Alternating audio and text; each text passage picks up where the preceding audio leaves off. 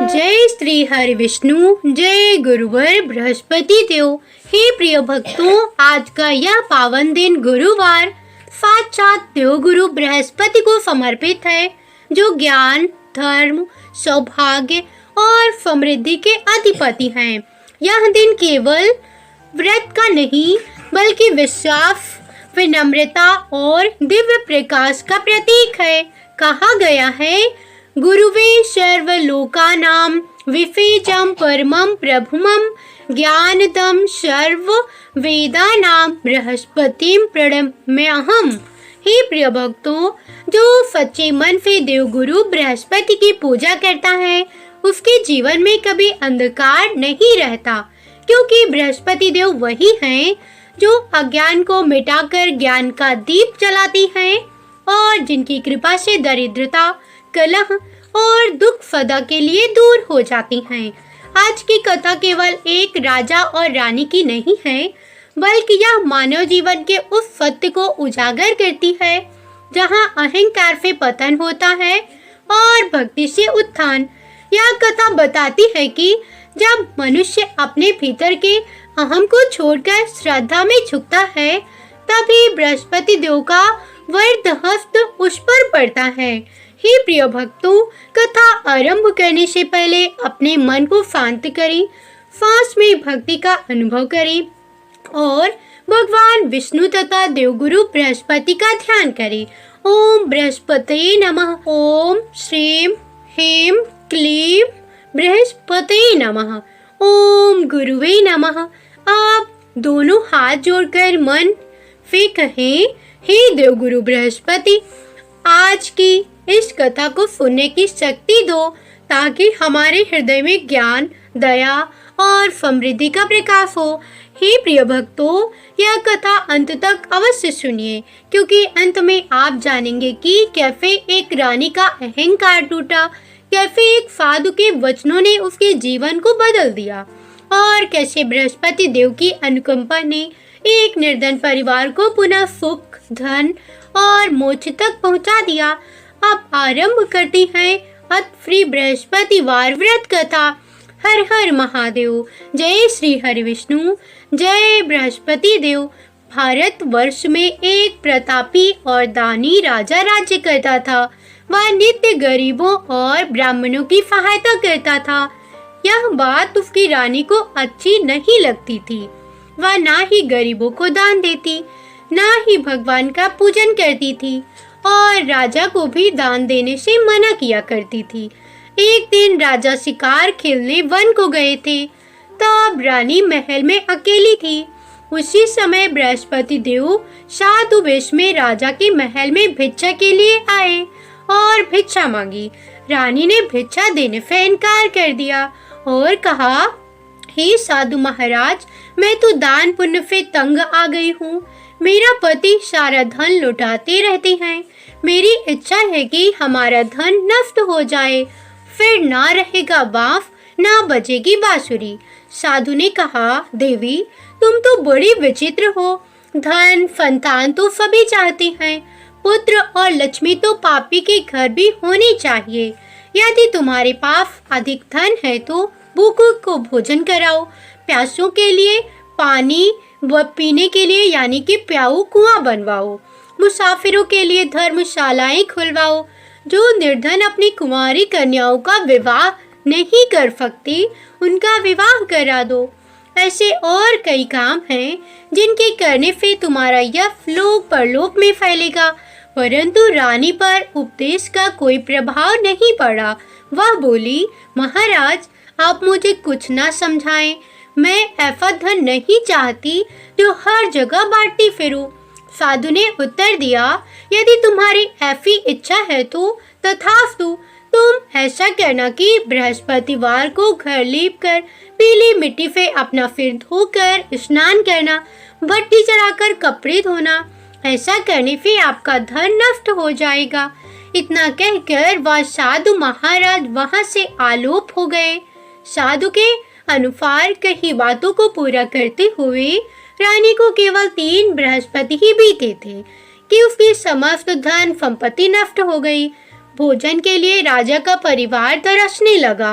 तब एक दिन राजा ने रानी से बोला कि हे रानी, तुम यहीं ठहरो, यानी कि रुको, मैं दूसरे देश को जाता हूँ, क्योंकि यहाँ पर सभी लोग मुझे जानते हैं, इसलिए मैं कोई छोटा कार्य नहीं कर सकता। ऐसा कहकर राजा परदेश चला गया। वहाँ वह जंगल से लकड़ी काट कर लाता और शहर में बेचता। इस तरह वह अपना जीवन व्यतीत करने लगा। इधर राजा के परदेश जाते ही रानी और दासी दुखी रहने लगे। एक बार जब रानी और दासी को 7 दिन तक बिना भोजन के रहना पड़ा, तब रानी ने अपनी दासी से कहा, हे दासी, पाफी के नगर में मेरी बहन रहती है, वह बड़ी धनवान है, तू उसके पास जा और कुछ ले आ ताकि थोड़ी बहुत गुजर बसर हो जाए। दासी रानी की बहन के पास गई। उस दिन गुरुवार था और रानी की बहन उस समय बृहस्पतिवार व्रत कथा सुन रही थी। दासी ने रानी की बहन को अपनी रानी का संदेश दिया, लेकिन रानी की बड़ी बहन ने कोई उत्तर नहीं दिया। अब दासी को रानी की बहन से कोई उत्तर नहीं मिला। तब वह बहुत दुखी मन से, उसमें क्रोध भी आया। दासी ने वापस आकर रानी को सारी बातें बता दी। सुनकर रानी ने अपने भाग्य को कोसा। उधर रानी की बहन ने सोचा कि मेरी बहन की दासी आई थी, परंतु मैं उससे नहीं बोली, इससे वह बहुत दुखी हुई होगी। कथा सुनकर और पूजन समाप्त करके वह अपनी बहन के घर आई और कहने लगी, हे बहन, मैं बृहस्पतिवार का व्रत कर रही थी, तुम्हारी दासी मेरे घर आई थी, परंतु जब तक कथा होती है तब तक ना उठती हैं और ना ही बोलती हैं, इसलिए मैं नहीं बोली। कहो दासी क्यों गई थी? रानी बोली, बहन, तुमसे क्या छिपाऊं, हमारे घर में खाने तक को अनाज नहीं था। ऐसा कहते कहते रानी की आंखों आंसुओं से भर आई। उसने दासी समेत पिछले 7 दिनों से भूखे रहने का वृतांत सुनाया। अपनी बहन को आदर पूर्वक बिठाया और सारी बातें कह सुनाई। रानी की बहन बोली, देखो बहन, भगवान बृहस्पति देव सबकी मनोकामनाओं को पूर्ण करती हैं। देखो, शायद तुम्हारे घर में भी अनाज रखा हो। पहले तो रानी को विश्वास नहीं हुआ, पर बहन के आग्रह करने पर उसने अपनी दासी को अंदर भेजा। तब उसे सचमुच अनाज से भरा एक घड़ा मिल गया। यह देखकर दासी को बड़ी हैरानी हुई। दासी रानी से कहने लगी, हे रानी, जब हमको भोजन नहीं मिलता तो हम व्रत ही तो करती हैं, इसलिए क्यों ना इनसे व्रत कथा की विधि पूछ ली जाए ताकि हम भी व्रत कर सकें। तब रानी ने अपनी बहन से बृहस्पतिवार व्रत के बारे में पूछा। उसकी बहन ने बताया, बृहस्पतिवार के व्रत में चने की दाल और मुनक्का से विष्णु भगवान का केले की जड़ में पूजन करें तथा दीपक जलाएं, व्रत कथा सुने और पीला भोजन ही करें, इससे बृहस्पति देव प्रसन्न होते हैं। व्रत और पूजन विधि बताकर रानी की बहन अपने घर को लौट गई। 7 दिन के बाद जब गुरुवार आया, तब रानी और दासी ने व्रत रखा। गुड़ फाल में जाकर चना और गुड़ लेकर आई, फिर उससे केले की जड़ तथा विष्णु भगवान का पूजन किया। आप पीला भोजन कहाँ से आए? इस बात को लेकर दोनों बहुत दुखी थे, क्योंकि उन्होंने व्रत रखा था, इसलिए बृहस्पति देव उनसे प्रसन्न थे।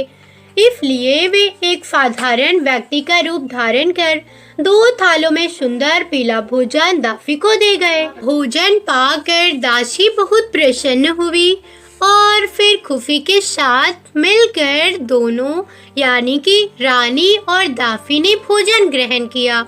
उसके बाद वे सभी गुरुवार को व्रत और पूजन करने लगी। बृहस्पति भगवान की कृपा से उनके पास फिर से धन संपत्ति आ गई, परंतु रानी फिर से पहले की तरह आलस्य करने लगी। तब दासी बोली, देखो रानी, तुम पहले भी इस प्रकार आलस्य करती थी, तुम्हें धन रखने में कष्ट होता था, इस कारण सभी धन नष्ट हो गया, और अब जब भगवान बृहस्पति की कृपा से धन मिला है, तब तुम्हें फिर आलस्य होता है। रानी को समझाते हुए दाफी कहती है कि बड़ी मुसीबतों के बाद हमने यह धन पाया है, इसलिए हमें दान पुण्य करना चाहिए, भूखे मनुष्यों को भोजन कराना चाहिए और धन को शुभ कार्यों में खर्च करना चाहिए, जिससे तुम्हें कुल यश बढ़े, तुम्हारे कुल का यश बढ़े, स्वर्ग की प्राप्ति होगी और पितृ प्रसन्न होंगे। दाफी की बात मानकर रानी अपना धन शुभ कार्यों में खर्च करने लगी, जिससे पूरे नगर में उसका यश फैलने लगा। बृहस्पतिवार व्रत कथा के बाद श्रद्धा के साथ आरती की जानी चाहिए। इसके बाद प्रसाद बांटकर उसे ग्रहण करना चाहिए। एक दिन राजा दुखी होकर जंगल में एक पेड़ के नीचे आसन जमा कर बैठ गया। वह अपनी दशा को याद करके व्याकुल होने लगा। बृहस्पतिवार का दिन था। एकाएक उसने देखा कि निर्जन वन में एक साधु प्रकट हुए। वह साधु वेश में स्वयं बृहस्पति देवता थे। लकड़हारे के सामने आकर बोले, हे लकड़हारे, इस सुनसान जंगल में तू चिंतामग्न क्यों बैठा है? लकड़हारे ने दोनों हाथ जोड़कर प्रणाम किया और उत्तर दिया, महात्मा जी, आप सब कुछ जानते हैं, मैं क्या बताऊं?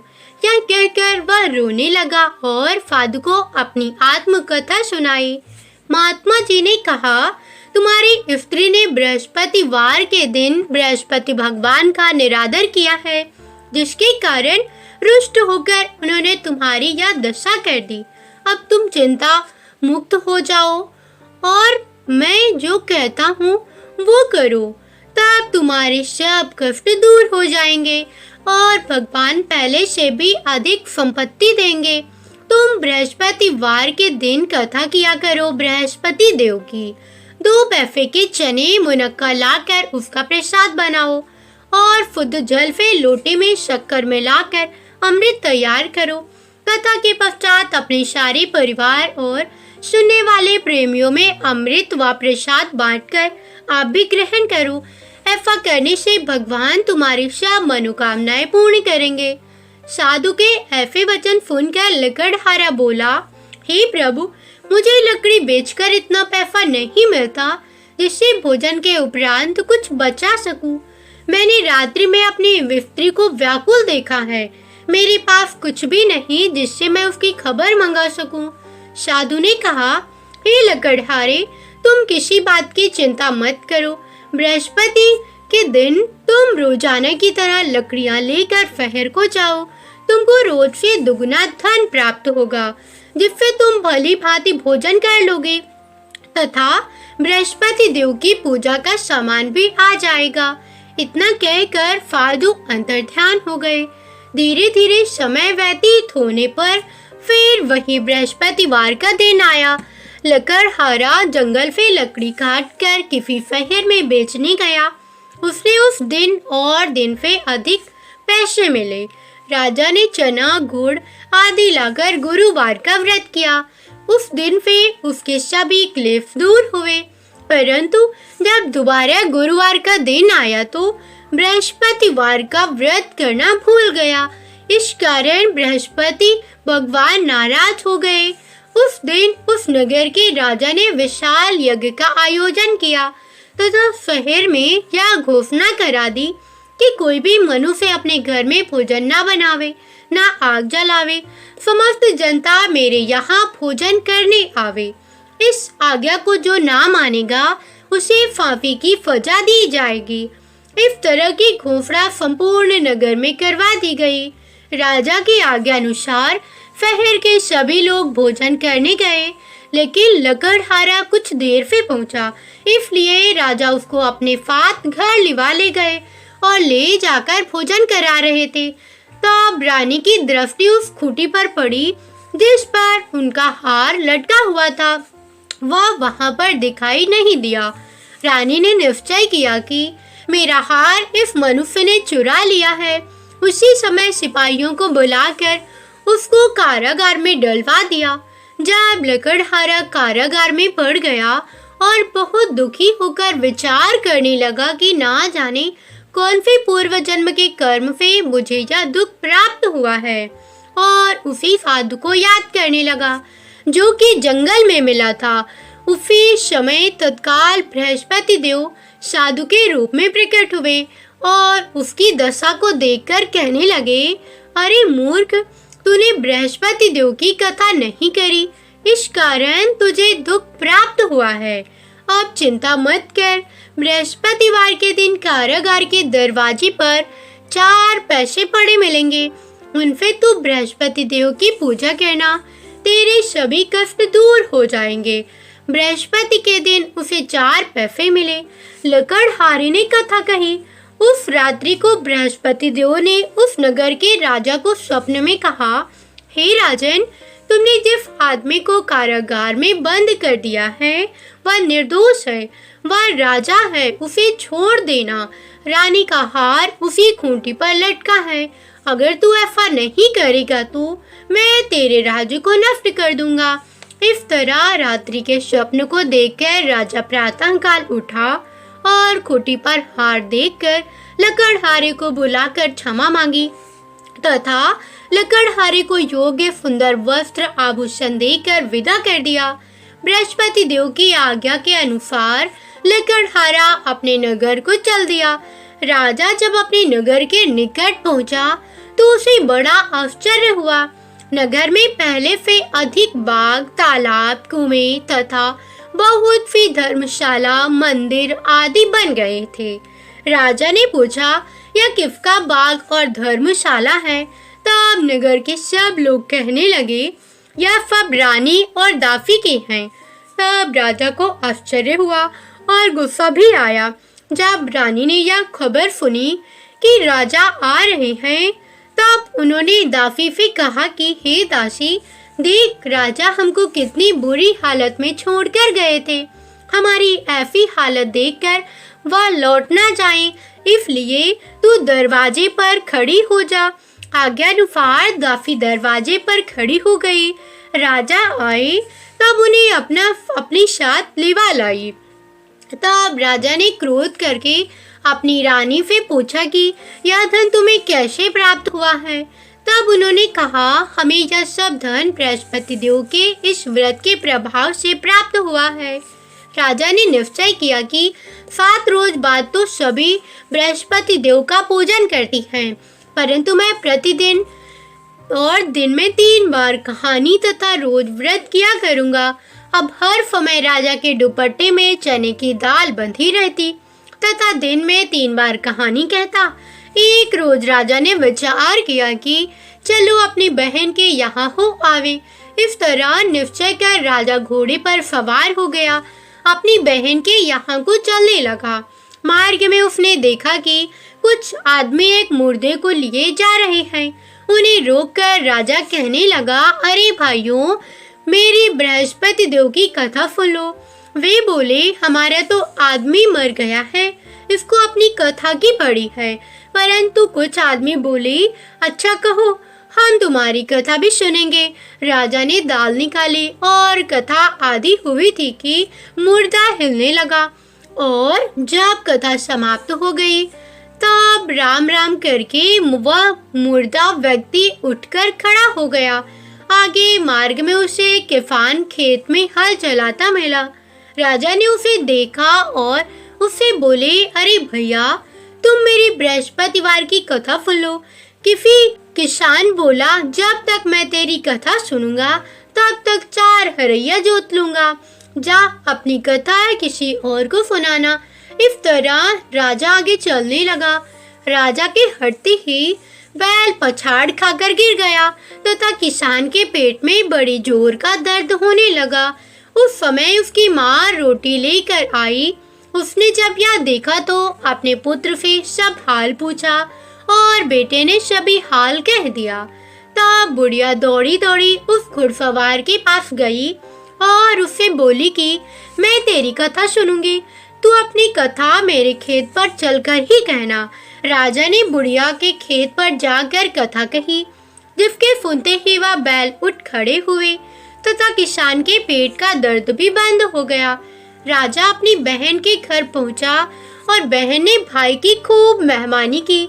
दूसरे रोज प्रातःकाल राजा जगह तो वह देखने लगा कि सब लोग भोजन कर रहे हैं। राजा ने अपनी बहन से कहा, ऐसा कोई मनुष्य है जिसने भोजन नहीं किया हो? मेरी बृहस्पतिवार की कथा सुने। बहन बोली, हे भैया, क्या देश ऐसा ही है कि पहले यहाँ लोग भोजन करती हैं, बाद में अन्य काम करती हैं। अगर कोई पड़ोस में हो तो देखा हूँ। वह ऐसा कहकर देखने चली गई, परंतु उसे कोई ऐसा व्यक्ति नहीं मिला जिसने भोजन ना किया हो।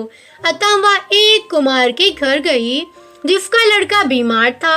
उससे मालूम हुआ कि उनके यहाँ 3 रोज से किसान ने भोजन नहीं किया है। रानी ने अपने भाई की कथा सुनने के लिए कुम्हार से कहा। वह तैयार हो गया।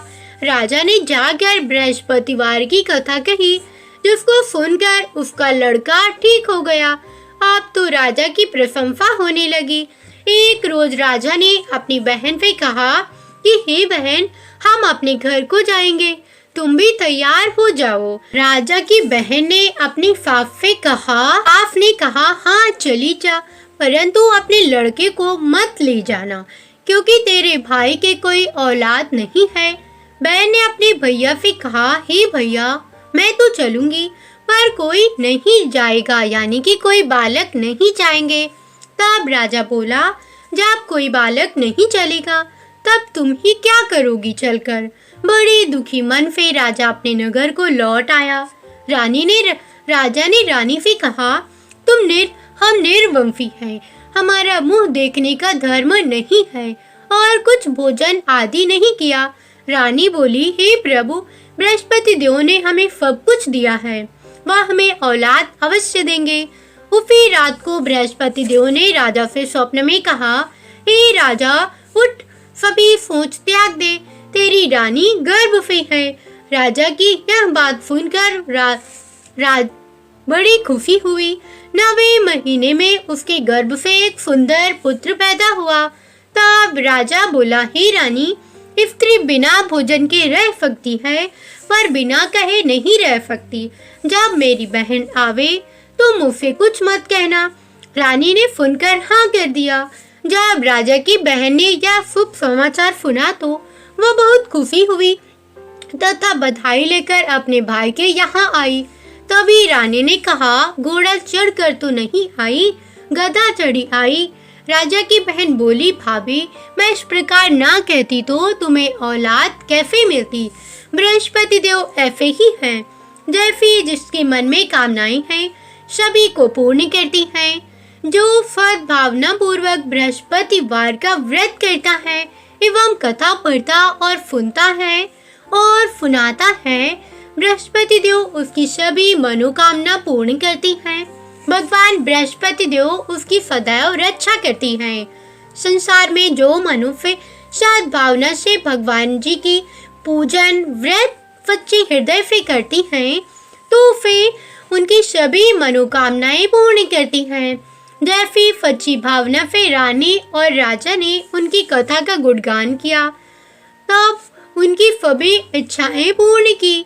हे बृहस्पति देव, उसी तरह कथा सुनने वाले और प्रसाद खाने वाले, लेकर जाने वाले सभी के मन की मनोकामनाओं को पूर्ण करना। सभी भक्तजन हृदय से उनका मनन करते हुए जयकारा बोलना। बोलो बृहस्पति देव की जय, भगवान विष्णु की जय। हे प्रिय भक्तों, अब हम सुनेंगे बृहस्पति देव की आरती। आइए श्रवण करती हैं। जय बृहस्पति देवा, ओम जय बृहस्पति देवा, छिनि छिनि भोग लगाऊं कदली फल मेवा। ओम जय बृहस्पति देवा, जय बृहस्पति देवा, तुम्हें पूरणी परमात्मा, तुम अंतर्यामी, जगत पिता जगदीश्वर, तुम सबके स्वामी। ओम जय बृहस्पति देवा, जय बृहस्पति देवा, चरणामृत निज निर्मल, सभी पात के हरिता, सकल मनोरथ दायक कृपा करो वरिता। ओम जय बृहस्पति देवा, जय बृहस्पति देवा। तने मन धन अर्पण करे, जो जन शरण पड़े। प्रभु प्रकट तभी हो करे, आकर दौर खड़ी। ओम जय बृहस्पति देवा, जय बृहस्पति देवा। दीन दयाल दयानिधि भक्तन हितकारी। पापी दोष सब हरता, भवि बंधन हारी। ओम जय बृहस्पति देवा, जय बृहस्पति देवा। सकल मनोरथ दायक सब संशय हारो। विषय विकार मिटाओ, संतन सुखकारी। ओम जय बृहस्पति देवा, जय बृहस्पति देवा। जो कोई आरती तेरी प्रेम सहित गावे। जेठानंदी आनंदी करे, सो निश्चय पावे। ओम जय बृहस्पति देवा, जय बृहस्पति देवा। सभी भक्तजन प्रेम से बोलिए भगवान विष्णु की जय, बृहस्पति भगवान की जय, बृहस्पति देव की जय। हे प्रिय भक्तों, आप सभी कमेंट में बृहस्पति देव की जय अवश्य लिखिएगा। कैसी लगी वीडियो कमेंट करके बताइएगा। वीडियो को लाइक, चैनल को सब्सक्राइब अवश्य करिएगा।